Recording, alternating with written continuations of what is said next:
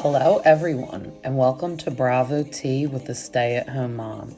I'm Erica, and I'm ready to talk about some Bravo tea. Welcome back, everybody. Sorry I'm getting this episode out a day later than I usually do. We had a really busy weekend, and I had to rest my voice a little because I lost it because we had a wedding, and then we had a Christmas party, and then we did brunch with Santa. So we had a very exciting but exhausting weekend. And I'm really excited to recap these episodes of Beverly Hills and Southern Charm because finally I feel like we got a little more out of Kyle from this episode as to why she's been acting the way she has. So let's just dive right into Beverly Hills. So we're first there with Kyle and Maurizio talking at their house, and he was asking how that dinner was. So she had to just fill him in on Sutton, really like interrogating her about their marriage and the ring and everything. And obviously he's like, well, what did you say? Because he wants to know, like, if she probably said anything what actually is going on, because as we have found out now, they are living like in separate rooms. So I think that was happening during the filming of the show. They just didn't want to tell people yet. So I feel like at all times he wants to make sure they're on the same page about what they're saying, because one of them doesn't want to be a liar. And then he just said that Sutton was being like super rude, and it's a shame we didn't see any footage of her telling him about Denise Richards, because I'm sure she did. We just, obviously get the edited part of what matters. And then they get up, and he grabs her face and kisses her. And it's so awkward because, like, these are the things we could tell that it's, like, already over. And they're really, or, like, he's still really trying, but she's just checked out. And she said, don't kiss me like that. And he said, I could kiss you however I want. And just, again, awkward. I feel bad for him because I feel like he's trying. But that's why I was glad that she gave us a little more insight later. We're still obviously probably never going to hear from her mouth if he cheated and she found out. But that's really why I think she is secretly angry with him, added on top of every other reason she's giving. And then we see Sutton at her store because they're setting up for a 4-year anniversary party.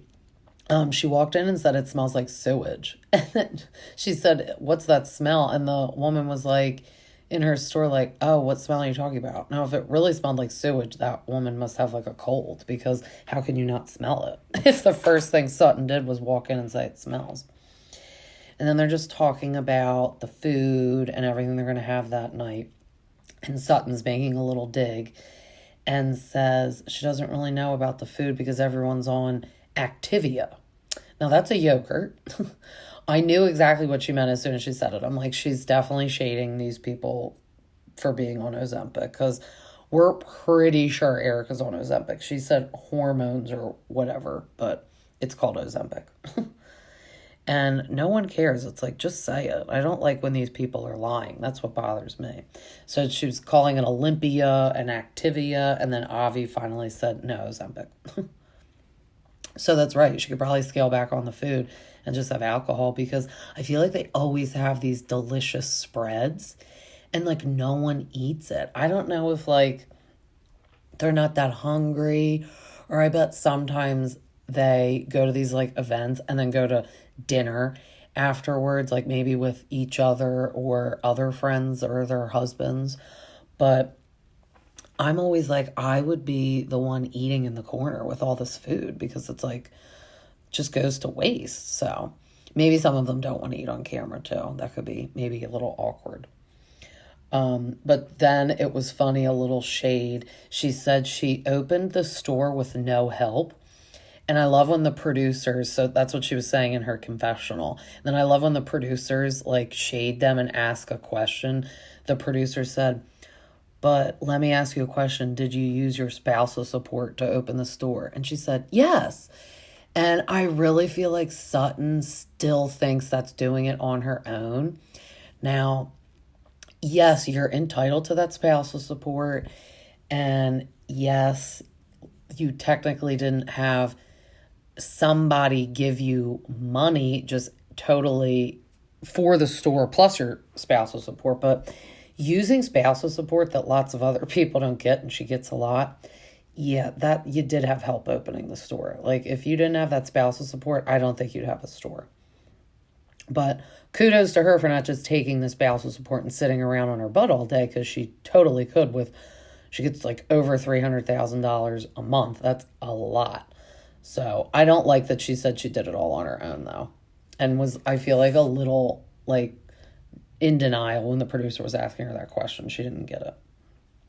But then we see Crystal FaceTiming Sutton, and of course Crystal is telling her that when she met with Kyle and Dorit that they were talking about her drinking, but I feel like Dorit was just making like some comments. Crystal was chalking it up to, oh, Dorit is like telling everyone you're an alcoholic. Like, that's not at all what she said. And again, we see Crystal, either talking in the confessional or calling people behind their back. She never says anything. Like, maybe that day you should have said to Dorit, oh, I don't agree with that. And like, what are you insinuating? Like, nope, of course not. She keeps her mouth totally shut and then does everything behind the back. But then this was the most important part of the episode. In the next scene, we see Kyle meeting with her life coach. And she's very emotional because she's talking to him about her sisters, because she has gone like not speaking to both of them. So that also has to be hard. It's not like it's just always Kathy and she has Kim. She goes through spats where she doesn't talk to Kim either. So the uncertainty and like rockiness of their relationship obviously is why Kyle has anxiety too, because she probably like feels like she can't even say what she really means to them. That would be really tough. And then they kind of show some scenes of her and Kathy talking about when Kyle did the show about their mom. And then Kathy had sent Kyle like a cease and desist letter saying she's not to use Kathy's name or any of her family's name in that. I never knew she like sent that legal letter, because that's awkward too. I mean, she should trust Kyle. Like, if she just verbally said to her, please don't do this, I really would be upset if you did it, I'm sure Kyle wouldn't. But sending a legal letter is like a lot. And then obviously they showed when Maurizio was talking about starting the agency. We all know that's why Kathy probably was always mad too. And that's why I think it's ironic that now that her and Maurizio are going through their tough time, that her and Kathy are better than ever, getting matching tattoos. So she's probably like, so glad Maurizio's gone. So, but then we saw her break down about and talk about her best friend that committed suicide. And we all had already known this because we read about it in like May, it happened. But seeing her really express and go through that, how close they were. She said she was in charge of her will, and like if Kyle and Maurizio were like to pass away, she was gonna be her like person to take care of her kids and get their money. Like, that's crazy. Like, not her sisters, this woman, her friend. And they've known each other since age 7. And what really was sad, which is why I feel like Kyle had a tough time and still probably has a tough time, she said till this day she still doesn't know or understand why her friend did that, because she was so put together and happy. So that's got to be hard. And then we finally see her saying in her confessional, that really hit me, because on top of it, I was dealing with my sister, and then now Maurizio not really being there for me how I need him, and she really needed him with those two things. So we finally saw her, really break down and say it. Now, I wonder if Sutton was tuning in and watching, because she would have got all the answers she needed. But that was a lot. I felt really bad. It was really emotional. I started crying during that, because that was really like a real life thing. That's why I don't like that Sutton's like, oh, you're not being honest. It's like, she is and it's like, also, it's like, yeah, maybe she's saving it for some of the episodes on the show. You are on a show at the end of the day.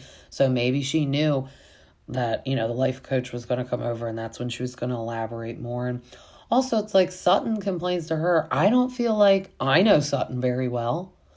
The only thing I know, and it took this long to know, is how much spousal support she gets. But it's like, why did she get divorced? I want to know that. I would rather know that than how much spousal support you get. So I don't like that she kind of is like saying, oh, well, Kyle doesn't want to say anything. It's like, well, really don't know anything about you. And her one son can't be on the show because he's underage. Now, we have seen like 2 other kids before. So I guess she has 3 in total. From what I remember, we saw like a son and a daughter before, but the one Christian's ex-husband, I'm sorry. We can't see him because he's underage and the ex-husband doesn't want him on TV. So, little hypocritical, Sutton. We don't really know that much about you because if we're not getting the kids in there and we don't know why you got divorced and you don't have a boyfriend, it's kind of like you got your assistant that you had to, I feel like, put in the show, but that's all we're getting, so... I'm a little more team Kyle than Sutton because Sutton does bother me. I feel she is like a narcissist. Like she's very obsessed with herself. Or like I feel like she'd be the friend you're talking to her about yourself and like maybe like a problem or just like venting. And then she would like answer with like something about herself. And it's like, can you just listen to me for a second and we not talk about you? Kind of like when Kyle was telling her about Dorit's break-in last season and she's like, oh, well, like, I can't have this designer fly in. It's like, literally not comparable, and literally who cares for a second? We're talking about somebody else. So, but then we get to see Garcelle go out to dinner with her son, Jade, and Ashlyn, his girlfriend. So they're 15. They're in puppy love, you can tell. Her and Garcelle ordered the truffle filet, which sounded delicious. They got it done medium, which is normal. The son didn't get that, but he got another meat and got it cooked like well done. It's like, no, probably at an expensive restaurant. It's like, don't get that well done. Always get medium or medium well if you want, but well done is just too much. Like, don't get that. But you could tell their relationship is cute and that's probably Garcelle's baby. Like the other one you could tell is a little more maybe distant from her because we found out he wanted to go live with the dad, which I do wonder to follow up if that has happened or did happen. But you could tell her and Jade are like little pals. So another woman stepping in, but she seems to get along with Ashlyn, so that was cute to see.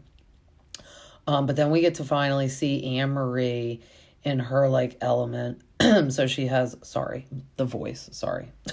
she has 3 little kids. And then we finally got to see her husband, and it was interesting to see her husband and her kind of talk about him in the confessional because we have seen lately, since she's been on the show, all these allegations re-popping up of him in like a sexual assault case. But this was like a while ago, and it was before they were even married. So also I'm kind of like, I read somewhere that they were like, oh, like they may cut Anne-Marie's scenes from the season, or like she may not be in it at all. And I'm like, well, first of all, I don't think she'll not be in it at all. That would be really hard. But if it's that long ago, it's kind of like, oh my gosh, let it go. Like that's not very nice because we're trying to get to know her family, and I like her for the most part so much. And I do like her also because of the 3 little kids. Like I said, I have little ones, and I miss when the women grow on the show and their kids are older and they're not little anymore, and I don't get to see that because when I watched her, I'm like, this is me in my morning routine, packing the lunches, getting everyone ready. And her husband seemed really nice, cute, interacting with the kids. Was a little awkward though. She was saying that her husband has said she's an 8.5 at everything. And he's like, you're not a solid 10 at everything, but you're a solid 8.5 at everything. And I was like, that's interesting. I don't know if I'd like reveal that. I feel like when you first come on the show, you want to be like how Melissa Gorga was. She's like, oh, Joe is wonderful and my kids are wonderful and he built us this wonderful house and he spoils me and he licks my toes. And then we saw him kissing on her toes, which is still gross, but like she was just totally like everything's wonderful and lovely. So her saying that, husband said that, and then what we already know about those allegations, it's like probably not the best look. Like, don't make everyone not like him even more, because I thought that was a little weird. And then we see Erica FaceTiming her mom, telling her that she got like her residency in Vegas, and then they show the scene of them signing the contract and them telling her for the first time. So she's really excited. And you could tell, because she had said on the episode before when her mom was staying with her, that they can only be around each other so long. When they're FaceTiming, she's already getting annoyed with her. When she asked her a question of who was doing her hair. And I was like, oh my gosh, that's kind of funny. But then we go to Sutton's store opening, and Avi is so anxious, and he's like bossing Sutton around, which is so funny because it's like Sutton's his boss, not the other way around. But I guess like your assistant kind of does boss you around because they got to keep you in line. That's what you're paying them for. So, but she did say, stop yelling at me, because he's like, change your shoes, do this, don't touch that. Why are you removing flowers from that arrangement that we already ordered? And so that was funny. He would give me anxiety though. Like I'd have to be like, zip your lips, like you're too much. But that's why I wouldn't want an assistant like him. I would just want someone to do like all my office work, like come open all our bills and like pay the bills, open the mail. Like Kyle had that stack of mail. We don't have mail that high, but she needs someone to open her mail so it's not piled up at a dinner upsetting Maurizio. But someone to do stuff like that, or like figure out like technology things that we don't know, or like search through my email and just weed out the important ones. Like, cause the emails, I get an email from like every store I've ever shopped at. And even though I unsubscribe from it, I swear they still email me. So I would like an assistant to do stuff like that, like annoying stuff we don't want to do. Not the fun stuff like this. I'd be like, I'm going to arrange this little party because I like to do stuff like that. But while Kyle is getting ready, she FaceTimes Morgan Wade, and she's in like a silk robe.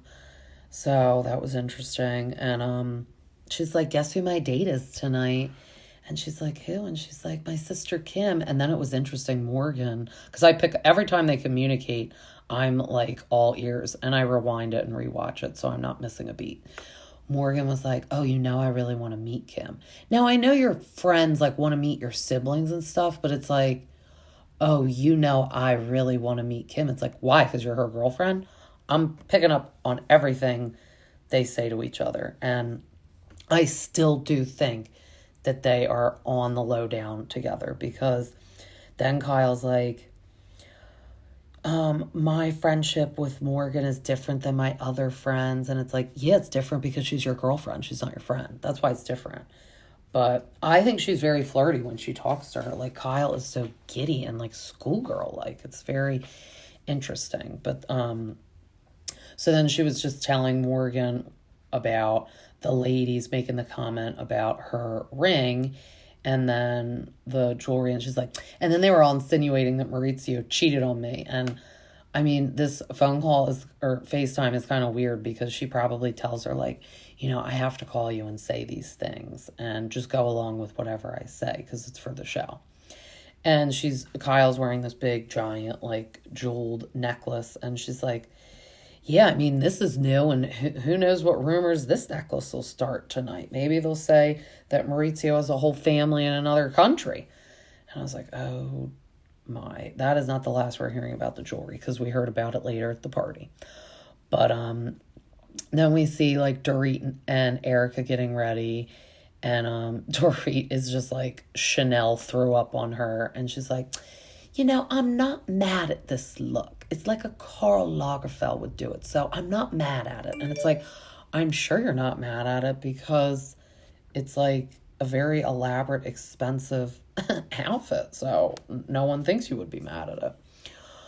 But then she says that Sutton told her that there was going to be 80 people there at the party, and she's like, it was nice that she told me so that I could plan and get prepared and get ready. Now, again, trying to have grace with her for the PTSD from the robbery, because that's awful. But you're scared to go to a public place with overcrowded people. You still live in the house that those people broke into, and you still sleep in the same bedroom that they had guns pointing at you. That would give me PTSD and anxiety. Not going to Sutton's store opening with 80 people or 1,000 people.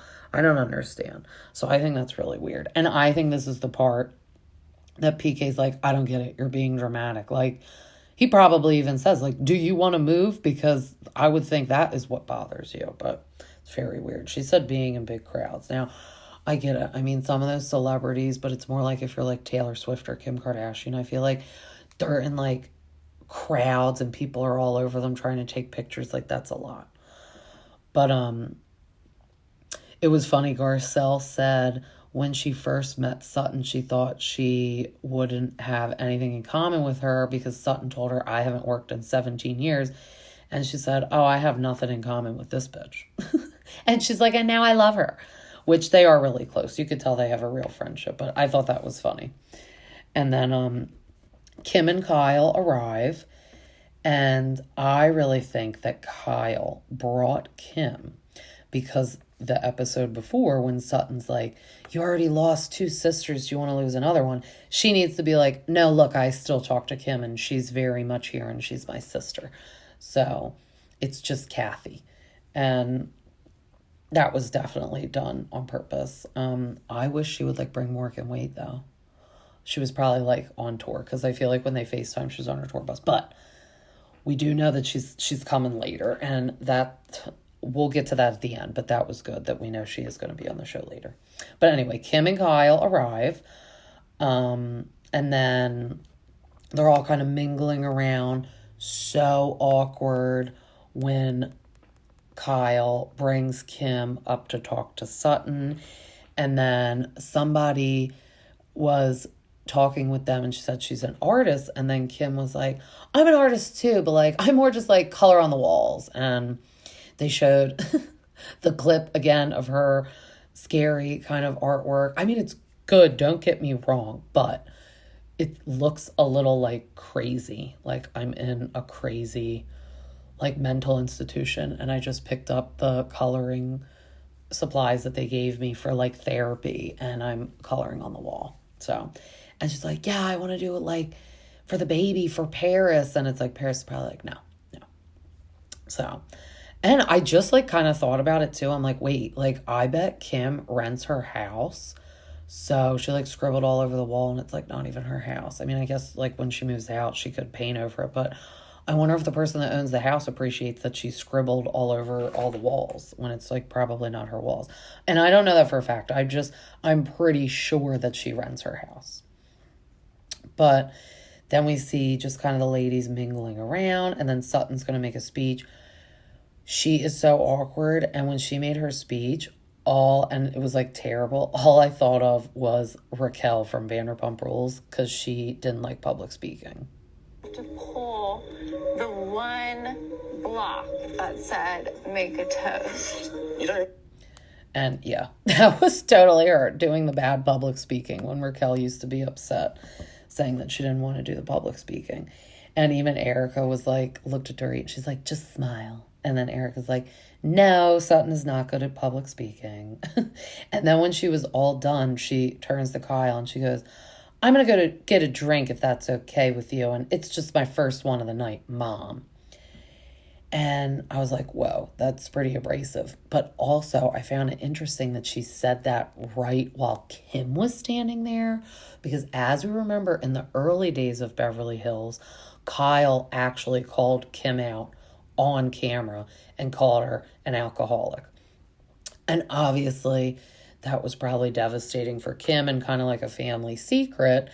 And then she let the whole world know. So I feel like she wanted to kind of dig at Kyle in front of Kim, be like, look, see, your sister's like insinuating I have a drinking problem just like she did with you on camera.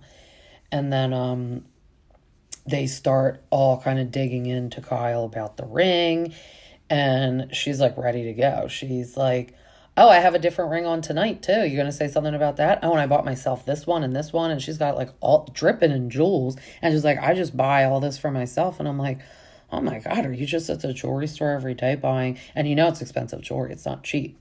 So she didn't have that band from last week. She had a different band, and it was a Tiffany, like, tea band, and Garcelle and Sutton were analyzing it and saying that it's a symbolism of connection. So it sounds like you get, and like you're bonded with a person. So it sounds like you get that ring with someone. You're not getting it alone. So I wonder if her and Morgan got that together. And like maybe Morgan doesn't even wear hers, or like it's like in a safe, or like Kyle said her wedding ring is at a safety deposit box somewhere or whatever. She said the bank, which is probably in a safety deposit box, but that was weird. And then I don't know what happened to that ring she wore from the other week, and Garcelle's like, now you already buy one ring and you said you bought it for yourself, and now you buy this one. She's like, why are you like doing this, making us ask these questions? Which is true. It's like, how when people like cut all their hair off, you're like, oh my God, are you okay? It's like sometimes people do weird stuff for cries for help. So you're wondering if she's like just buying all this jewelry to like compensate for happiness, or I don't know. But then it shows Sutton telling Dorit, you told everyone that I'm drinking too much. And she's like, what do you mean I'm telling everyone? And who told you that? And she's like, Crystal. And she said, let me get this straight. Crystal's going around telling everyone I'm telling them you drink too much. So then Dorit confronts Crystal right at the party, which I have to say, Crystal looked awful. Like, her outfit was okay, but like, I don't get the makeup. What was with the eyeshadow? It was like 2 blocks of Sharpie. It was weird. I don't know if she was trying to be like really edgy or like runway because we were at Sutton's party, but it just looked really bad. And then she was digging at Dorit in her confessional, though, of course, because she's always quiet like a mouse when everyone talks to her in person. She said, you dream of it, you have nightmares about it, and now it's happening to me. Dorit confronting me in front of everyone. Because meaning like she just talks too much. But it's like, you know what? If you're going to FaceTime Sutton, you're going to have to face the music and get the wrath from Dorit a little bit. And that's a big allegation, because Sutton is saying, I could have my son, the younger one, taken away from me if the ex would watch this, which I'm sure this is the last thing on his list he would ever watch on TV.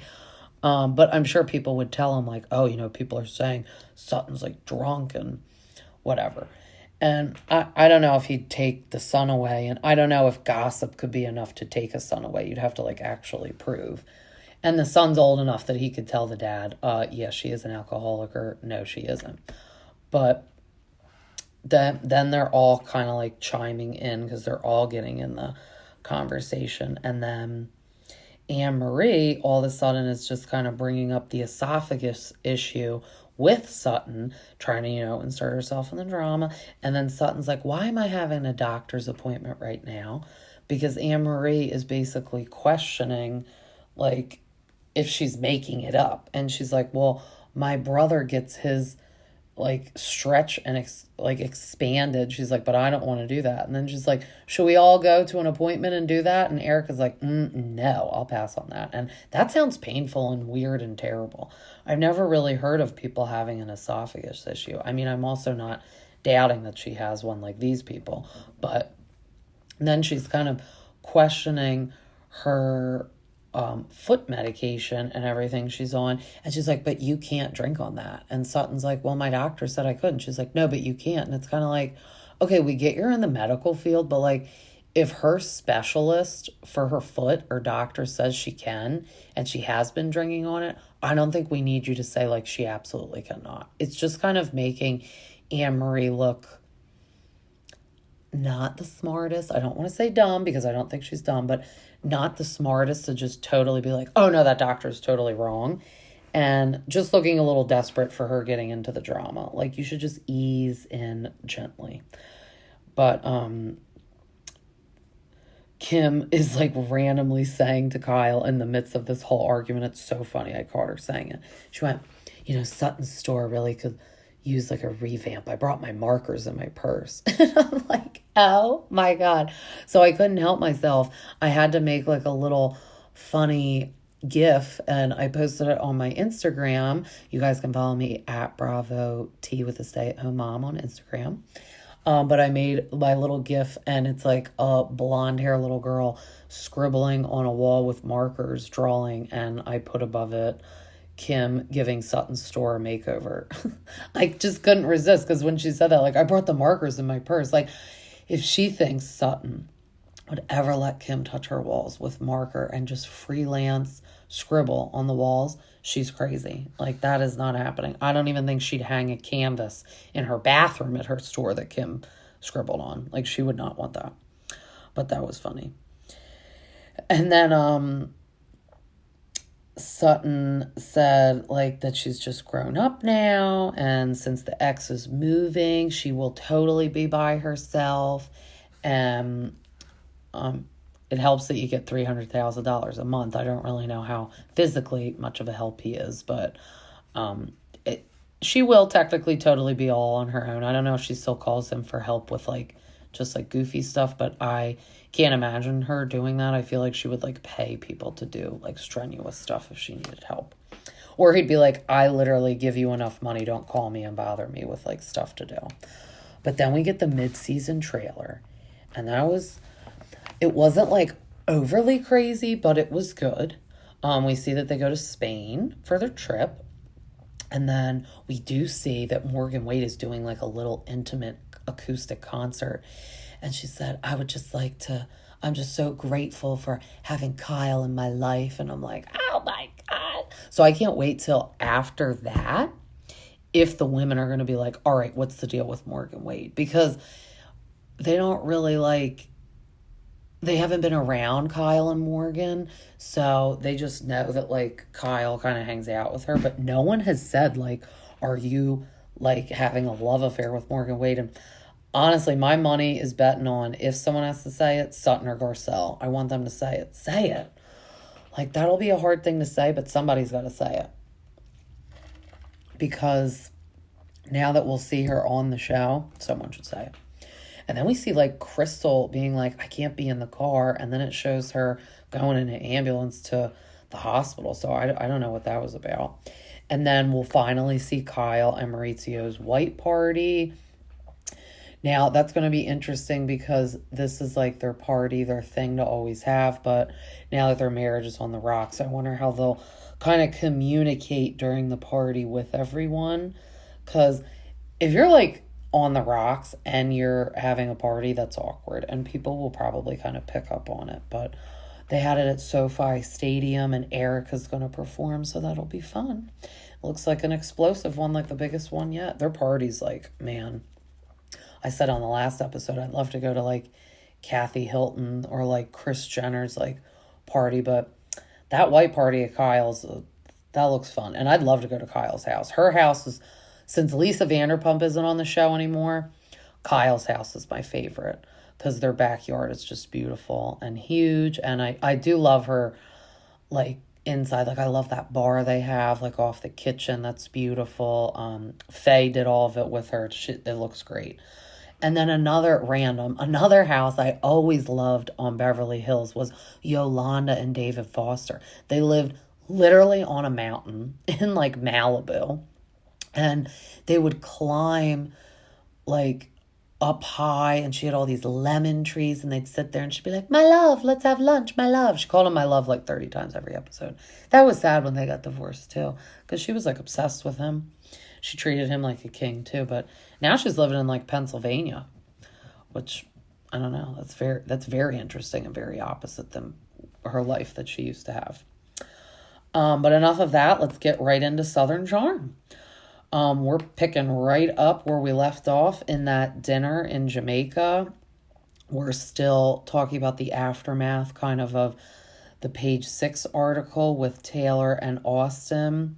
So Olivia sits right next to Taylor to talk, and she's like, if you would have just been honest with me from the beginning, because they did have coffee that one episode at the beginning of the season, and she said, did anything ever happen between you guys? And she was like, no, absolutely never. She shouldn't have done that because you lied. You lied right to her face. So how could she ever trust you again? So she said, if you would have been honest from the beginning, I would have, handled this better. I think she still would have been upset with her, but I do think she would have got over it, because she would have been like, look, we did make out. I'm really sorry, blah, blah, blah. And if all it was make out, I think Olivia could get over it. Now, if we do find out that they had sex, which I think they did, it's definitely, it's already over, but that's a lot, because that's a lot of betrayal. So Taylor is now, what I don't like, playing the victim though. And she's crying. She's like, all I can do is apologize. I can't keep going through this. It's like, oh, I'm sorry. You can't keep going through this. I'm so sorry, Taylor. Is everyone too hard on you? You hooked up with your best friend's ex-boyfriend that they were kind of not really ex. I feel like her and Austin were still in a limbo trying to figure everything out. And her brother died. And I'm sorry, you're going through a lot. It's like you put yourself in this position also, and you lied to her. So it's like, I don't like this victim mentality that she's pulling. You do have to suck it up for a little while. And even Shep told her that. You need to apologize over and over again. If you need to, say sorry one more time, which I totally agree with him. And then they all leave, and Shep had made the comment to Craig, so Craig and him are kind of spatting a little, but then they get over it, and Craig's like, I know you're not upset at me, you're just taking it out on me. So he's taking one for the team. And he knows that Paige didn't cheat. I think that's the thing why Craig is letting the Taylor and Shep comments that they both said about it roll off his shoulder so easily, because he knows Paige didn't cheat. So he's like, why am I gonna freaking throw a table and care that much if I know it's not true? Which we all know she didn't cheat. She stays in that bed all season on Summer House. How would she have any energy to cheat? She's too busy laying in bed. She's either in Charleston visiting him or laying in bed in the Summer House or doing her Amazon Live. But Shep comes on the bus, and Madison and Vanita are talking to Olivia, and he's like, I told her to apologize as many times as she needs to. So Vanita thinks by him saying her that he's talking about Olivia, and she's like, why would Olivia apologize to Taylor? And he's like, no, I'm talking about Taylor apologizing. What are you, crazy? And she's like, don't talk to me like that. But so they misunderstood each other. But then Craig and Austin are trying to decide which bus to ride back on. And they're like, oh, Taylor's in that bus with JT and Rod crying. Not going to get on that bus. So they picked the bus with Olivia on it, though. That was bold move for Austin to pick that bus. And I guess he wants to stay with Craig. So they hop on that bus. And then Shep and Taylor get on the other bus. And Rod is saying that he feels Olivia and Austin did trauma bond, but that Austin kind of took advantage of that when she was in a vulnerable time. And not wrong. He's right on that. But then I don't like how Taylor's like, yeah, it's okay for her to snuggle with Austin without a bra on, and she's not getting any flack for that. But then Shep is like, you need to understand that she went through an awful, awful time. And then that's when Rod was like, yeah, I was upset when I heard that, but, you give people a pass when her brother just died. Goodness. And I do believe nothing happened. They were just trauma bonding, as Rod said, because Oz is the only one that could share that with her, since he has a sibling that's passed. But this is why I'm getting mad at Taylor. She's totally victim.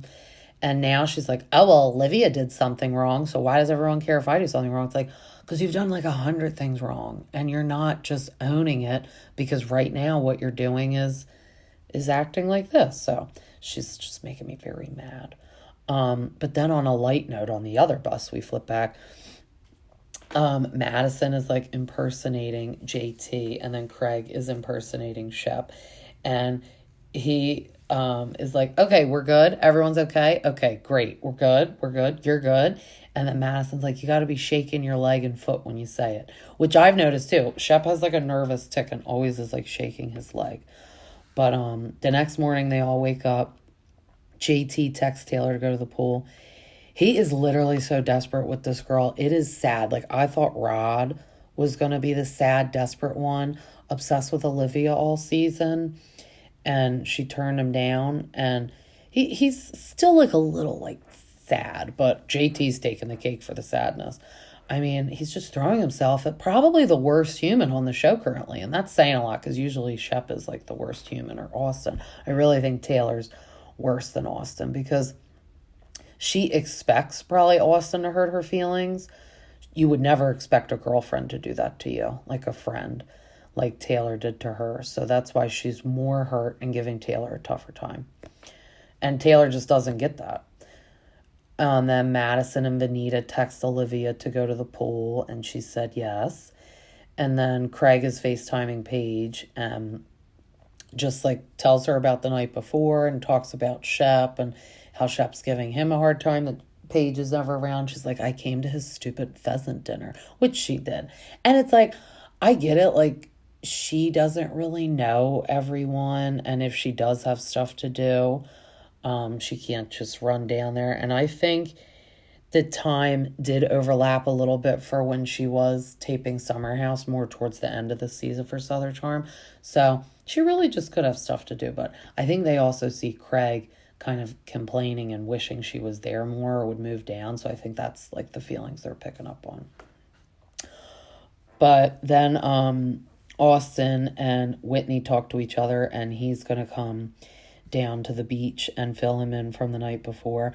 I always forget that Whitney is a producer on the show. And I'm like, wait, that's right. I wonder if that's why he also doesn't like include himself in every activity they have, since he is a producer. So like, he didn't do everything with them on this trip. I feel like A, he didn't want to, but B, he also feels like he shouldn't, since he's a producer. He doesn't want to seem like he's influencing like natural chemistry between all them.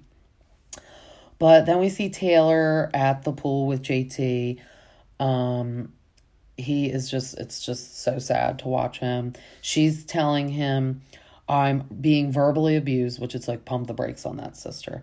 But of course, he's like, oh, I'll back you up no matter what. Like, he's the type, I think if she picks up a knife and shanks Shep at the next dinner, he's going to hide the weapon for her and think of an alibi. I mean, he's throwing himself at her, and that's why in her confessional we pan to, she says, I wish I had feelings for JT because he's just so nice, but you know, I'm like a typical girl. I like an asshole man who like treats me like crap, blah, blah, blah. It's like, well, I know some people are like that, but not everyone is like that. But this is my theory. You can't like someone like a Shep who was like cheated on you, been mean to you, whatever. He's too mean. But you can't like someone like JT either that's too nice because he's just like desperate and sad. And it's like too much. You need like an in-between. Like, I want you to be nice to me, but I don't want you to be desperate and sad like JT, because I'd like to hear more about him and his ex-wife, why they got divorced. We probably will never know, but they were married when they were young. And I wonder if it's because he like asphyxiated her and chased her away with all this like niceness. Because it's a little too much. He would get on my nerves. But then Austin is telling Whitney on the beach that he basically went to therapy for Olivia. Now it's like, maybe you should have gone to therapy after Madison, so then you would have been good for Olivia, because it's kind of like too little too late. It's good you're in therapy now, but like, I don't know if he thought he would go to therapy and like win Olivia back.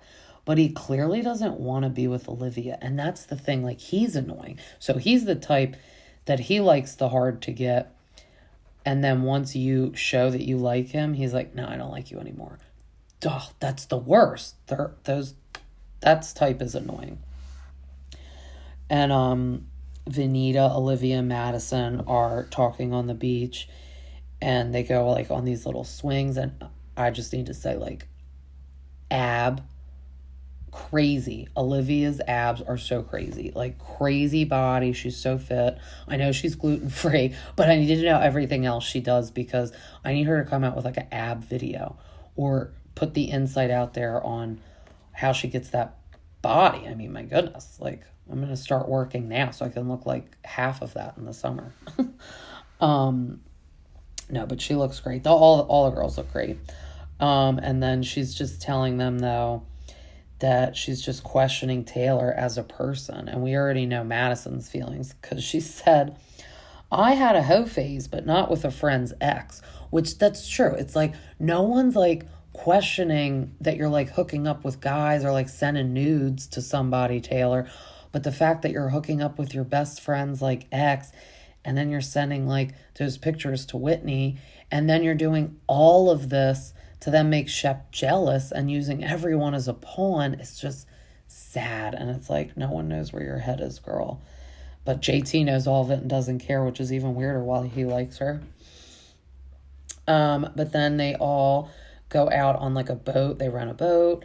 And Craig says, why are Rod and Taylor and Shep sitting together? Oh, he says to Rod, I'm sorry, why Taylor and Shep are sitting together. But then Madison said if she had a boat, she would name it the Sea Cup. But sea like the ocean sea. That was pretty funny. And Shep is just telling us how he was there in 2001, like snorkeling. And Taylor, he said, what were you doing then, Taylor? And she's like, I was in first grade. So again, like a little dig. We're all like, whoa, you are pretty old. Like just him saying he was there in like college in 2001. I'm like, oh my God, you're so old. Because he had said that on the first day they were there. He said he was there when he was in college. But then the best part on the boat was when Madison was sitting with Craig and she was just asking about Paige. And he said that he had contemplated like moving to New York for a couple years, but then they ultimately always move down to Charleston Endgame. But he said he really just can't do that now because of his store, sewing down south, and obviously the show. But more the store because he can't leave the store. And then I don't think he has a law firm, but he's a part of a law firm down there because he does still practice law, which I feel like we never show on the show. I'd like them to just show a clip of that, even if it's like 2 minutes. Like, we would just all like to know that because I was shocked when I read that he still practices law. So I was like, oh, well, he got a lot of stuff going on down there. He can't leave. So he said he just can't leave. And then she's like, well, what would you do? And he's like, well, if she never moves down, then we would break up. And then they kind of like leave off on that. And then when we come back from the commercial, he was like, but I would like try my hardest and not to have that happen, which I agree. Like, I don't think he'd be like tomorrow, like, oh, you're not moving? All right, bye-bye. But I do feel bad. I feel like he's going to wait so long. And then it's going to be like, he's going to be older and her too. And then it's going to be like slim pickings for him if they break up. So I feel bad. I don't understand like why he has to wait and it's just all up to her. Like, that's a lot. Like, because also they would not move to New York City. They would move to Long Island, which is where her parents are. So they both technically would be moving. I mean, like, she would be doing a less traumatic move because she's from Long Island and she just lives in New York City. But still, they'd still both be moving. So I'm like, well, why don't you just move down there? And she could come to New York a lot. Like, because obviously she could stay with her parents or she could stay with her friends. Or like, I don't know, you could even like rent a tiny apartment and keep it up there. So like when you guys do have work stuff, they both could use it. So I don't know. I just feel like this is why her and her last boyfriend broke up. Because she just wants to like, he wanted to like move on to the next step of life. And she's like, no, I just like being like alone, like living alone. And it's like, okay, well, like, how long do you like living alone? Like, you're not 19. Like, I feel like she's stuck in like, she's younger than she is kind of. Certainly she's not old, but she's getting to the age where she's 30 now. She needs to think about, yeah, I need to move down there. Then we get married. Then we have kids, and that's going to take a little while. So they are partying it up on the boat, though. And then when they get off the boat, they're on the separate buses. And they were having some pretty funny conversations. So Shep said that Whitney upgraded to that presidential suite that he's been having his eye on. So I'm dying. That's so hilarious. And then he's like, he invited all of us to go up there and like have a drink before they go down to dinner. And then they are just asking some funny questions. And Craig said, Shep, what advice would you have for the next girl that hooks up with JT? And he said, don't wear high heels. And then Craig asked Taylor, what advice would you give to the next girl that hooks up with Shep? And she said, don't expect to finish. Oh my God, everyone was rolling laughter. And Craig and Austin revealed to us that they are obviously opposite with Shep. They are not selfish. And even Shep is defending his selfishness.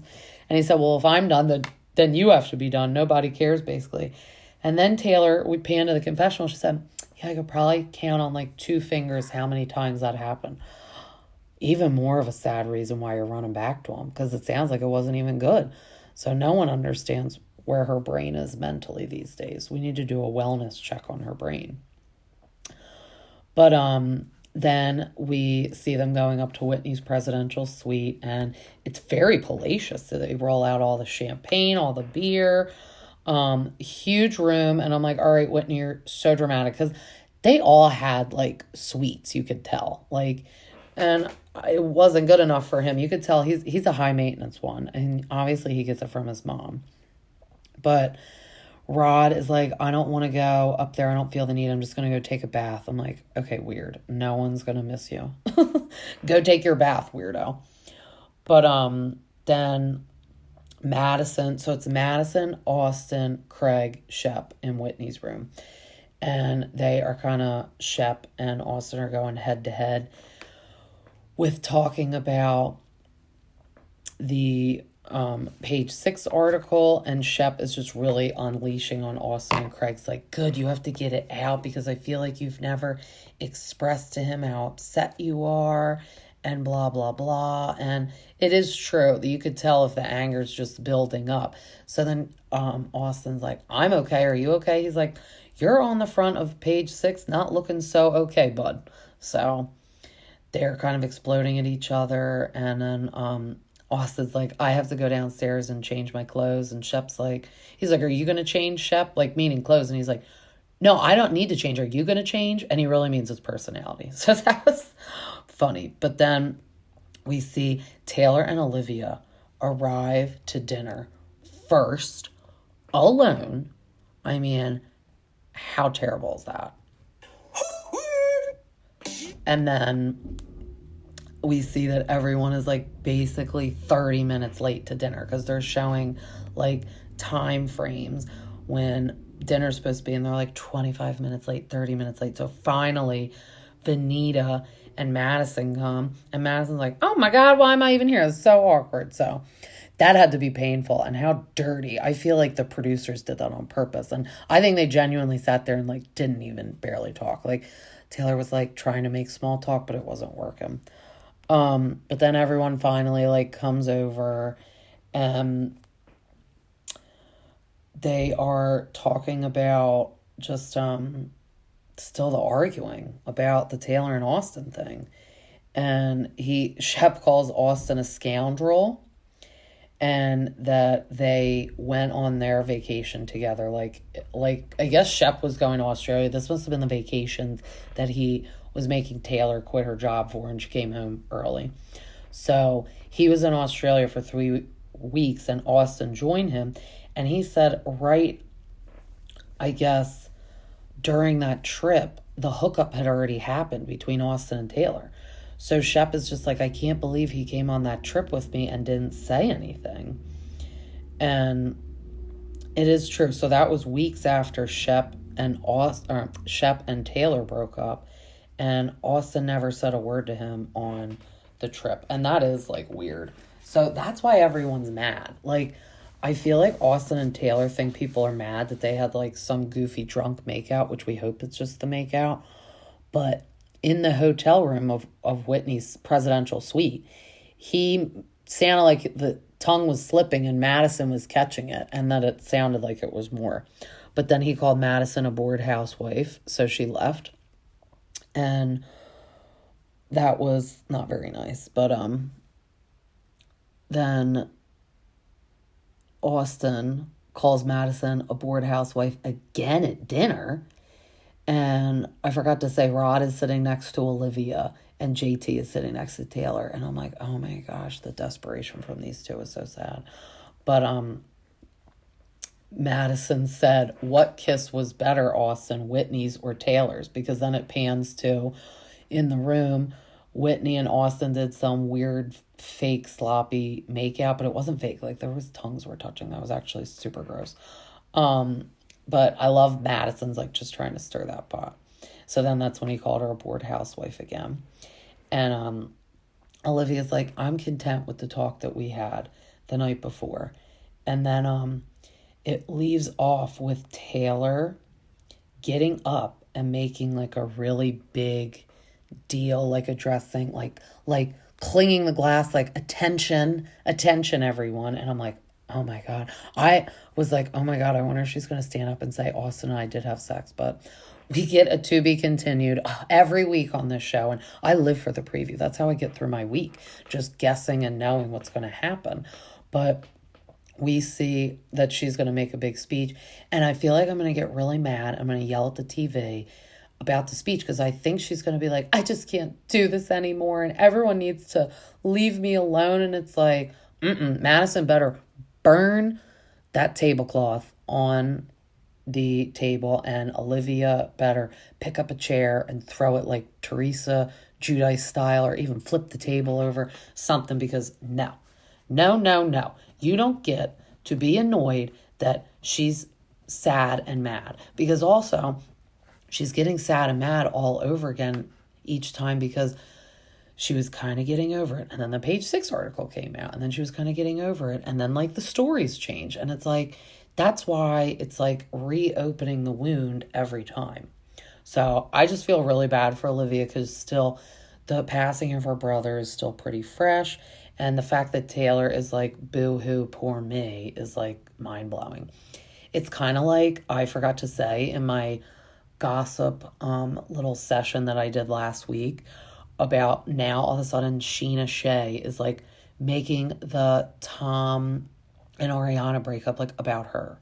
Like, she did a podcast and I saw a clip and she's crying and she's like Ariana doesn't understand how hard this was for me. Yeah, I'm sure no one understands how hard it was for you because it didn't happen to you. Like, be quiet. I never understand these people that over insert themselves or think like it's a bigger deal that Tom cheated with Raquel for Sheena than it is his actual girlfriend of 9 years that they shared a house together. Like, be quiet, Sheena. We understand it was sad for you, but don't say it that way. Like, so I feel like Taylor is being like that. Like, we understand you probably are sad that people are getting mad at you, but also at the end of the day, you did the bad thing, and that's why people are mad at you. So this week should be interesting for the episode. I'm not sure how many we have left, but then I think the reunion this season is going to be crazy. But once again, it was so good recapping with you guys. Sorry I'm getting this out a day late. Had to let the voice rest for another day. But you guys can find me at Bravo T with a stay-at-home mom on Instagram and Spotify and Apple. Until next time, bye.